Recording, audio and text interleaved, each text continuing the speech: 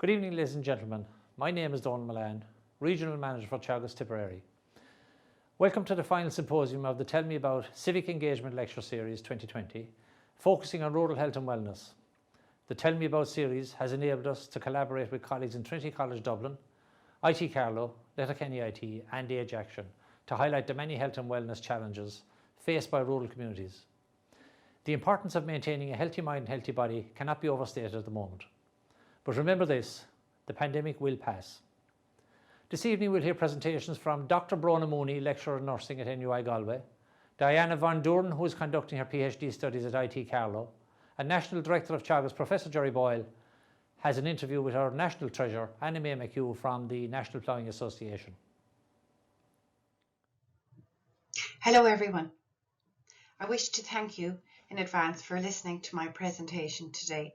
I hope you find it interesting and informative. I especially wish to thank Professor Horan from Trinity College for the kind invitation to be included in this important symposia series focusing on rural health and wellness for men. I would firstly like to introduce myself. I'm a college lecturer at the School of Nursing and Midwifery at NUI Galway. I completed my PhD studies in 2018 and I examined younger men's experience of prostate cancer and how it influenced their sense of masculinity and daily lives. My research interests include men's health, prostate cancer and critical care nursing. I'm an avid equestrian and horse owner and spend any spare time I have in a pair of wellies. I will commence by discussing the background and aim of my PhD research. Prostate cancer is the most common male cancer in Ireland. 1 in 7 Irish men will experience prostate cancer at some point in their life. An increase in uptake in prostate cancer screening has led to an increased detection of prostate cancer in younger men in Ireland. A review of the literature reveals that the most common forms of psychological distress experienced by men with prostate cancer are anxiety and depression, which frequently coexist. The aim of this study was to examine younger men's experience of prostate cancer, diagnosis and treatment, and to understand how this experience is influenced their sense of masculinity and daily lives.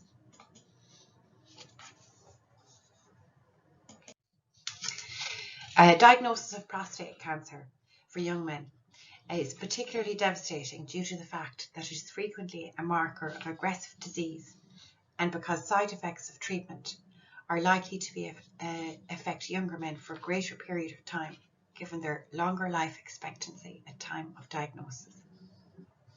In this study, a life course approach was adopted which required consideration of participants' social context and, for example, employment and family responsibilities.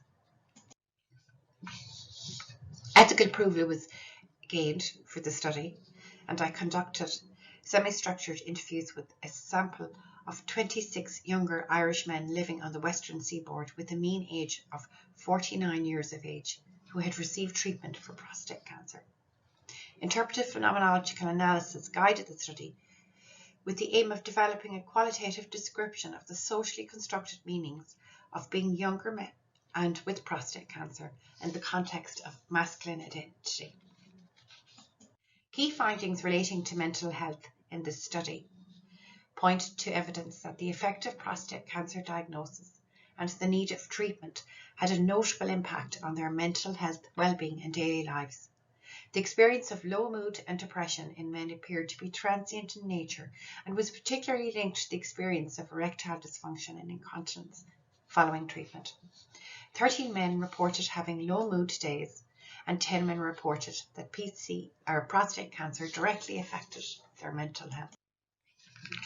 Here are some of the testimonies which men spoke about and directly related to the effect that prostate cancer had on their mental health.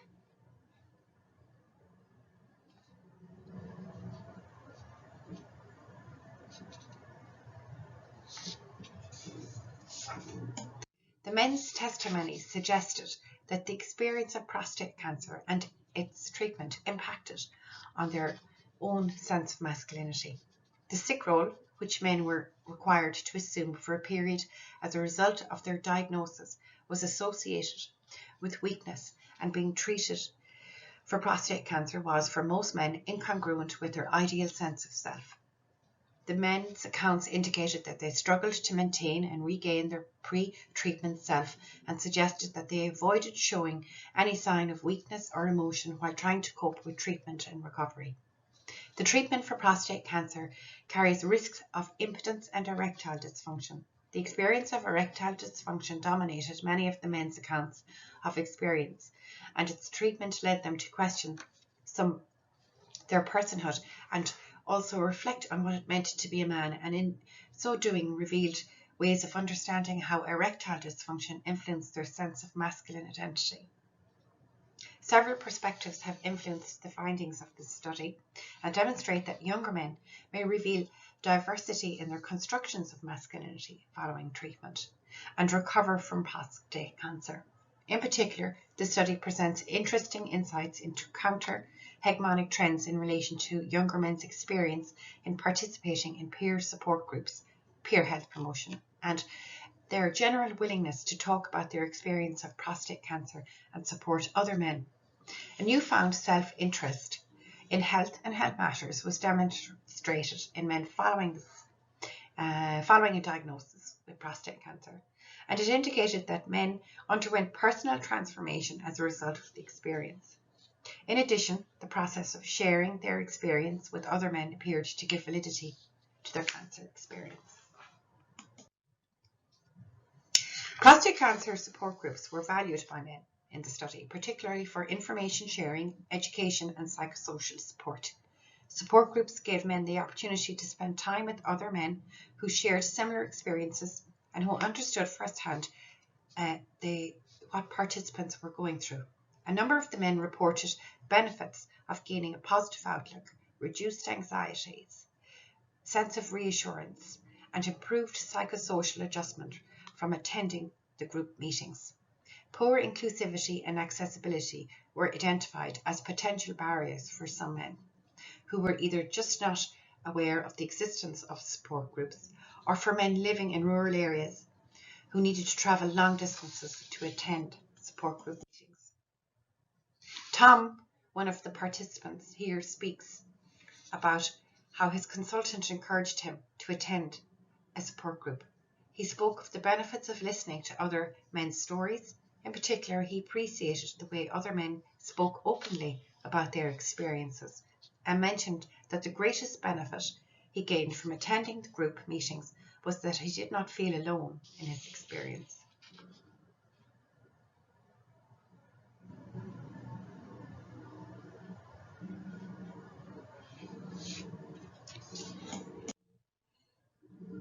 Tom resumed attending his support groups following experiencing a difficult time adjusting to his new reality, and he had experienced a period of low mood.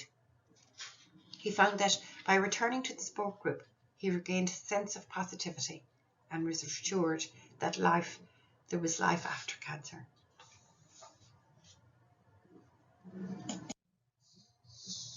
A diagnosis of prostate cancer can create social, emotional, financial, and psychosocial problems for newly diagnosed patients. Support from others who have been through a similar experience can help to reduce the negative impact of the disease. In addition, talking with someone who has lived with cancer was seen to be comforting and functioned to reduce the sense of anxiety and isolation that a cancer diagnosis brings. Porrick spoke about talking freely and openly with other men during his hospital stay.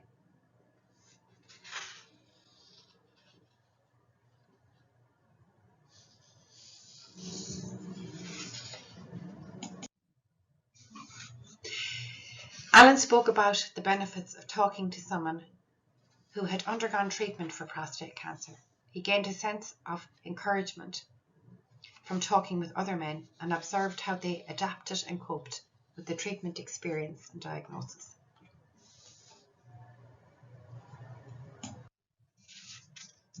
Although prostate cancer affects only men, a diagnosis of prostate cancer can have a profound impact on men's spouse or partner and family. Couples who are survivors of prostate cancer are faced with interruptions in their intimate relationships, communication, emotional well-being, and overall quality of life. Men spoke of the vital support they received from their partners and families in the study throughout the cancer trajectory experience. Overall, the support and encouragement from spouse, partners, family and friends was greatly appreciated and were a constant source of reassurance to men throughout the cancer journey. Men also developed informal networks of support with other men they met in hospital and other social circles. Peer support was seen to reduce the negative impact of the disease and men's experience of anxiety and isolation. Men in the study demonstrated a newfound willingness and interest to talk to other men about prostate cancer once they recovered from their cancer treatment. They began to speak more openly about their experience, encouraged their friends, brothers, and work colleagues to have a PSA blood test undertaken and to look after their health. A number of the men spoke about consciously making an effort to inform other men about prostate cancer. Carl stated that he was willing to speak to anybody or help anybody out, and did so in an upbeat and positive manner.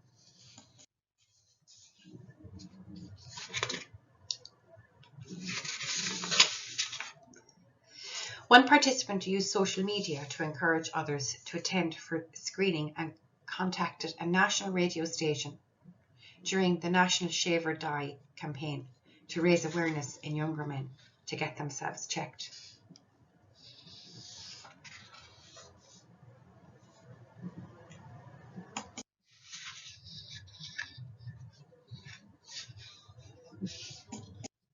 This research highlights that men form informal networks of support with other men who they meet in hospital, at support groups, and they frequently compare notes on their experience of recovery.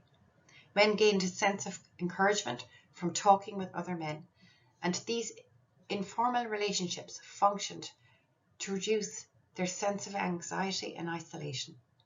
Men also demonstrated a newfound willingness and interest in talking to other men in their social circle about prostate cancer and PSA screening, and gained a sense of purpose and empowerment by sharing their experience, which appeared to give validity to their cancer experience. Men attended support groups, particularly for information sharing, education, psychosocial support. Specific benefits such as gaining a positive outlook, reduced anxiety, sense of reassurance, and improved psychosocial adjustment were highlighted. Poor inclusivity and accessibility were identified as potential barriers for men who were unaware of the existence of support groups or for those that were living in rural areas. Findings in this study broadly support findings from previous studies on all men with prostate cancer, but differ in terms of age-related experience and need.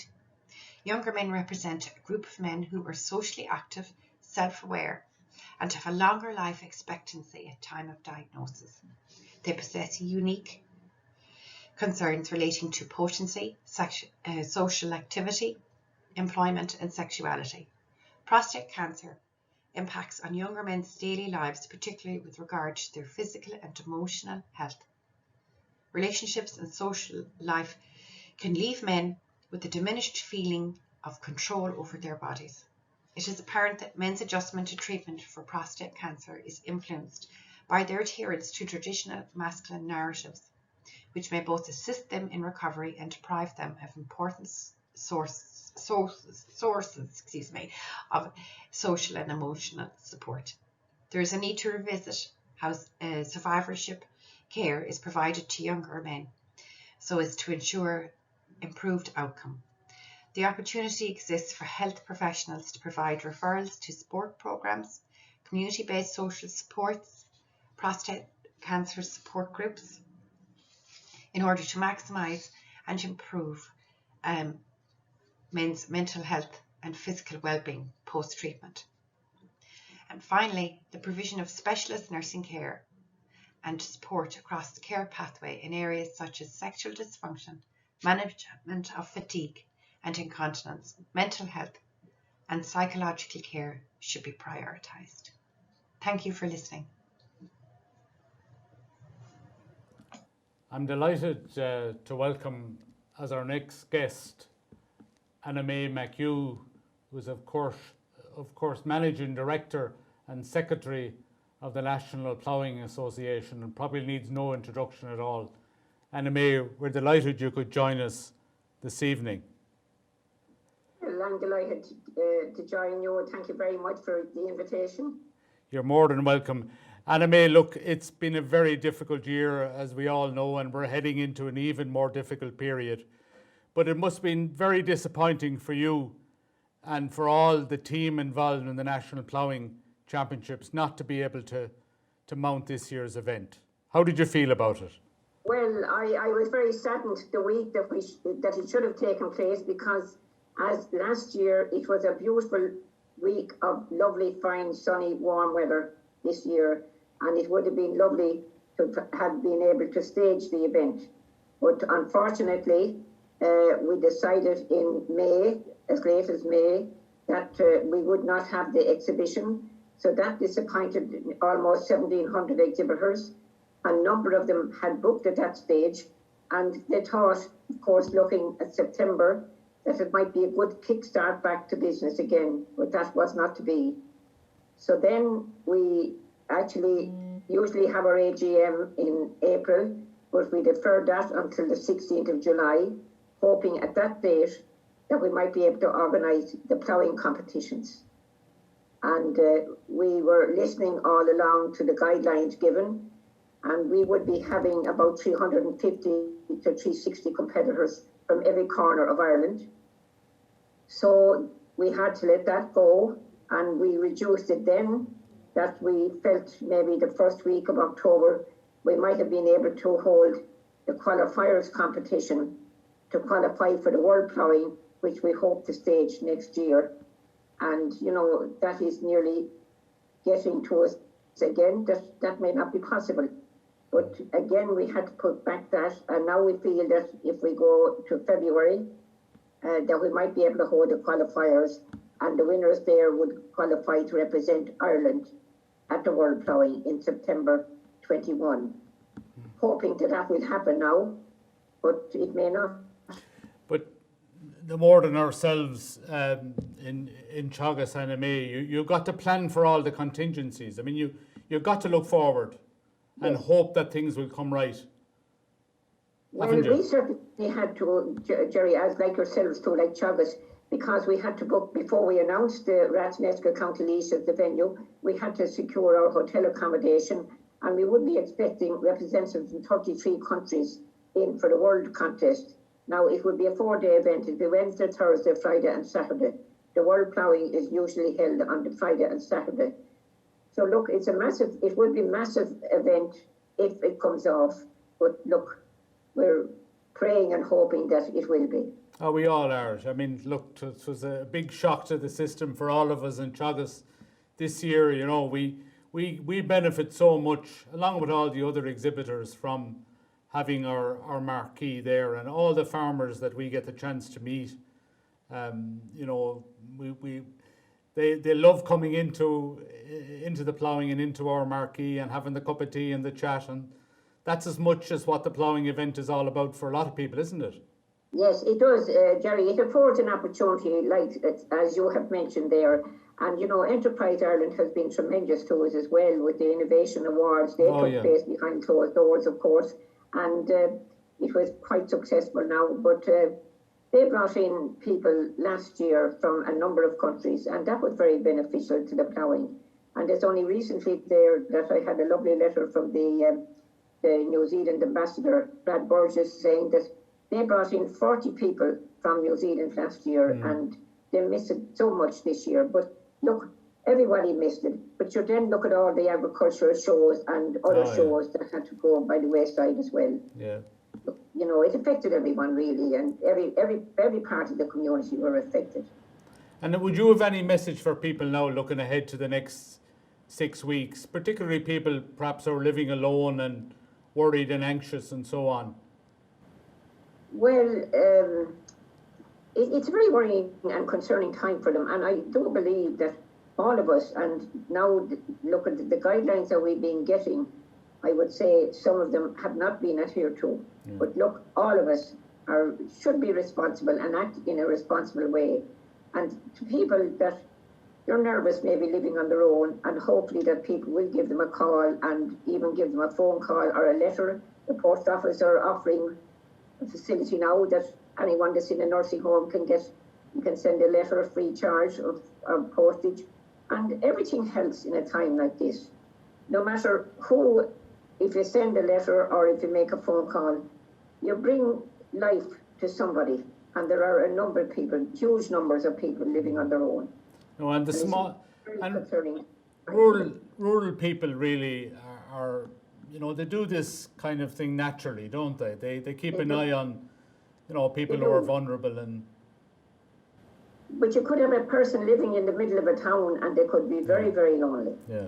And often they are overlooked, but of course all the services have been so good to people that were elderly and maybe not able to go out to do a bit of shopping and that. But I would say all of us should act very responsibly now in the next 6 weeks, because as somebody said there on the radio this evening, the government cannot wash your hands. Absolutely. So it's up to ourselves. Yeah, we all have to be sensible. There's no doubt about that. Anna Mae, look, when I have you here, there's one other. You wear many hats, I know, but I've always been fascinated by the fact that I think, is it every second year or every 5 years you put on the Passion Play? Oh yes, yes, and we were due to put it on this year in April, of course, at Easter time. Yeah. We had all our characters and everything in place, and all along as it was coming nearer to the time, I'd say it was only 3 weeks or a month beforehand that we called all the cast together. Every single one of them arrived in our hall in Ballylinen, and even to the people that were responsible for the costumes and all of that. And we had our poster, we had all our printing done for it really, yeah. And our publicity campaign was just beginning, and our local parish priest, Father Shelley, was actively involved in distributing posters and all of that kind of thing. But unfortunately, it was a unanimous decision there at that meeting, with people very upset over the fact that we had to call it a day and put it back, hopefully next year. We have run this since '93, and we have it every 5 years, and it's very well attended. Yeah. And we have no problem at all in getting the characters for it. How many people altogether would be involved? Oh, it would be between dressmakers and tea makers and everyone else. It'd be about 150 to 160 people in a village in Ballylinen. Now we do go to Borough House, which is an adjoining Townsend, and we get some few people from Athy as well. But it's a whole parish that's involved. And it's held in Ballylinen. And look, hopefully next year, please God. Look at the Passion Play.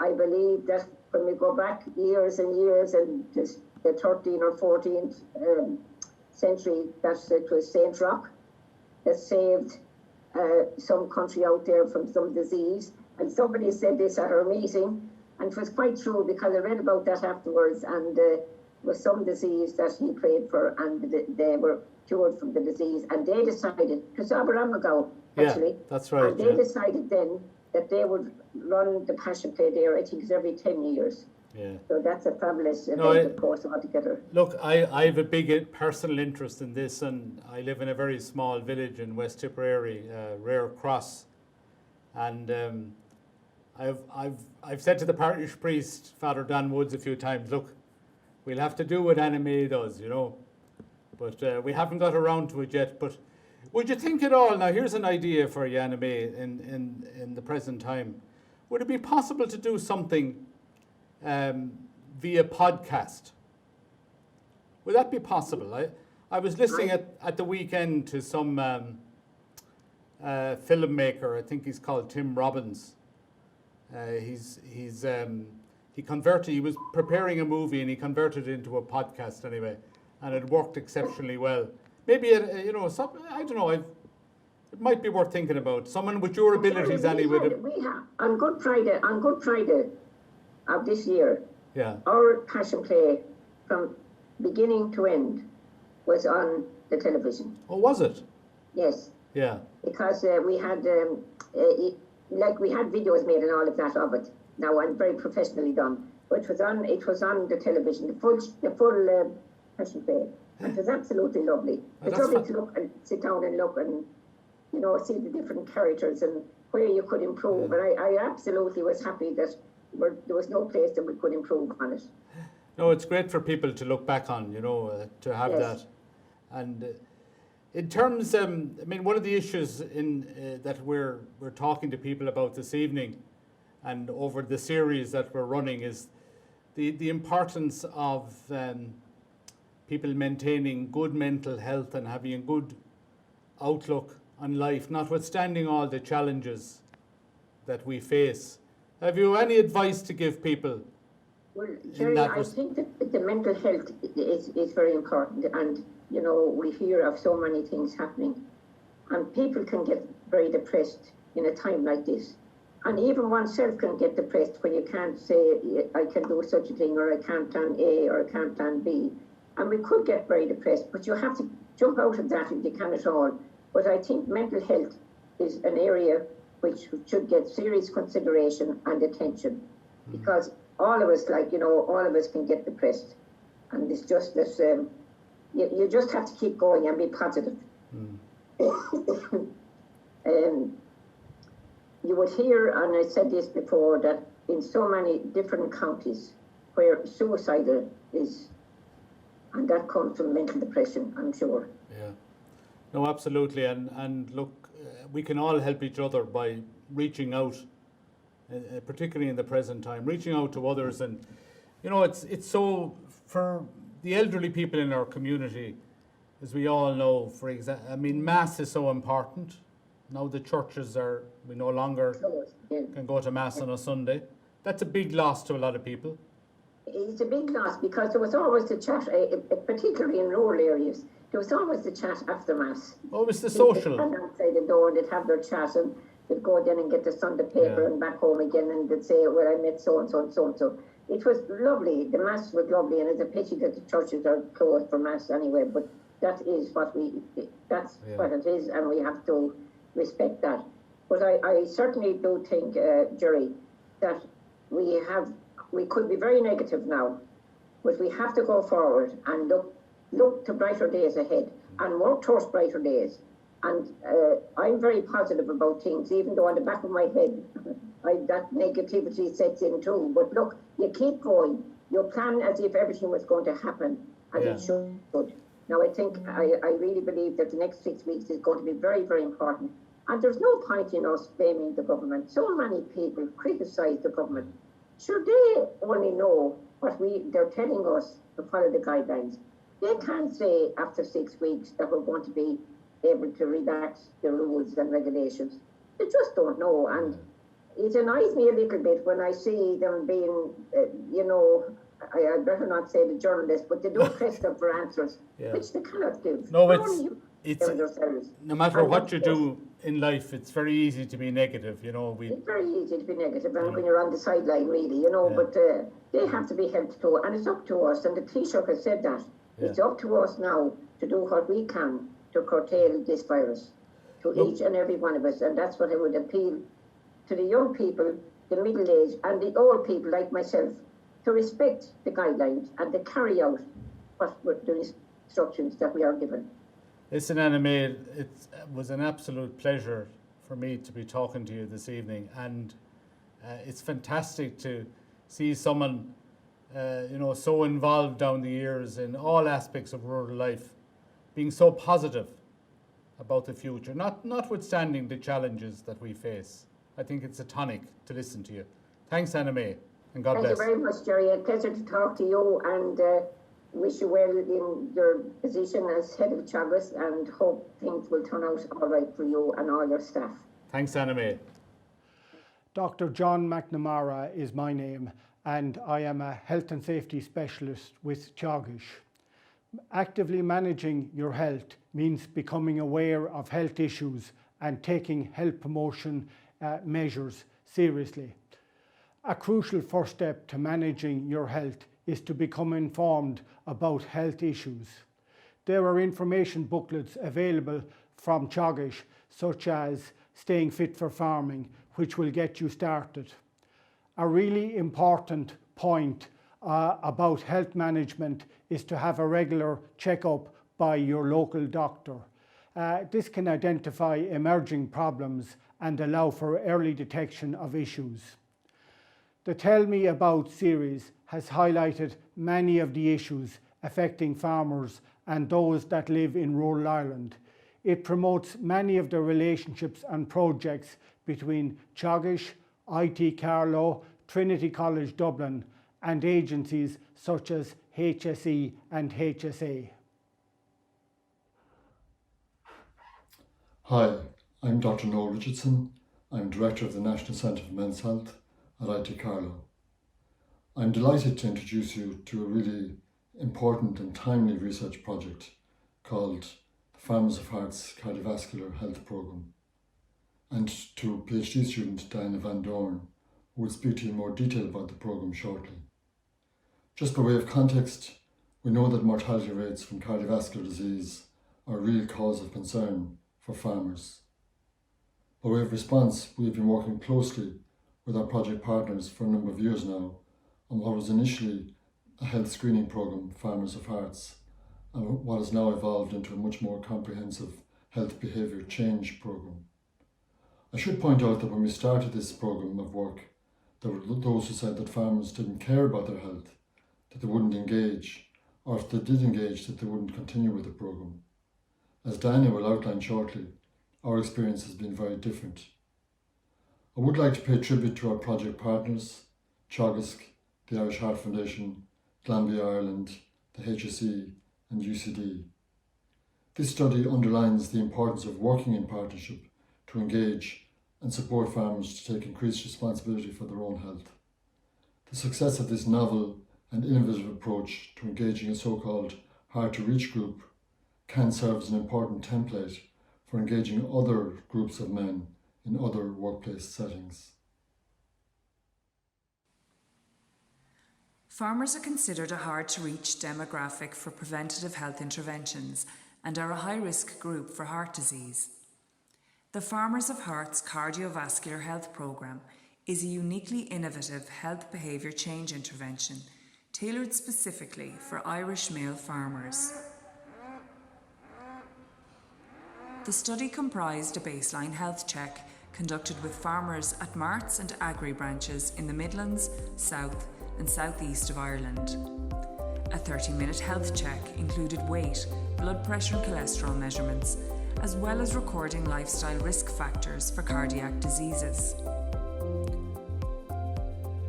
All farmers received tailored lifestyle advice, and many opted into a health behaviour intervention programme comprising health promotion advice by phone and by text. All farmers were invited for a repeat health check at week 52. The aims of the research study were to explore whether, as a result of taking part in the programme, a farmer followed up with their GP based on detection of risk factors for cardiovascular disease, whether sustained health behaviour changes were reported by farmers, and whether the farmer reduced their risk of cardiovascular disease. Successful partnerships have been the cornerstone of the Farmers of Heart's Cardiovascular Health Programme. Partners include 2 higher education institutions, the National Centre for Men's Health based in IT Carlow and University College Dublin, the Farming Development Authority, Teagasc, health organisations, the Irish Heart Foundation and the Health Service Executive, and industry partner Glanbia Ireland. These partners' shared vision and commitment to improving farmers' health in Ireland has ensured that the Farmers of Heart's Cardiovascular Health Programme has grown from strength to strength. These partnerships allowed us to broaden the reach of our study, with over 850 farmers participating in the current research phase. So much for farmers not being interested in their health.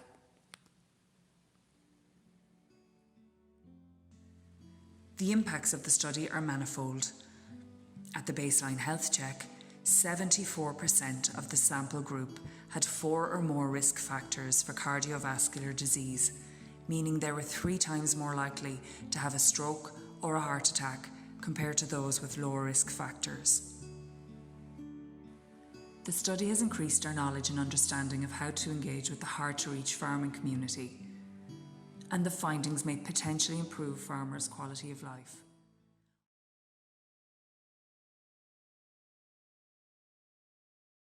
Ladies and gentlemen, that brings the Tell Me About Pandemic Rural Health and Wellness 2020 series to a close.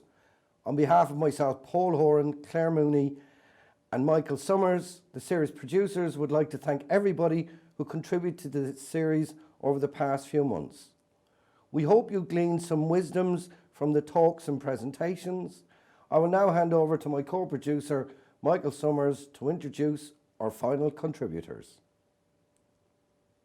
Hopefully all of our endeavours during the lockdown will afford us all a safe, peaceful and happy Christmas. May the light shine brighter again in 2021. As this is a Thursday night, we will finish the series in the Upper Church Hills in County Tipperary with a visit to Jim of the Mills. Jim Ryan and his family invites us into their home to a family traditional music session. Stay safe, August Long go foil.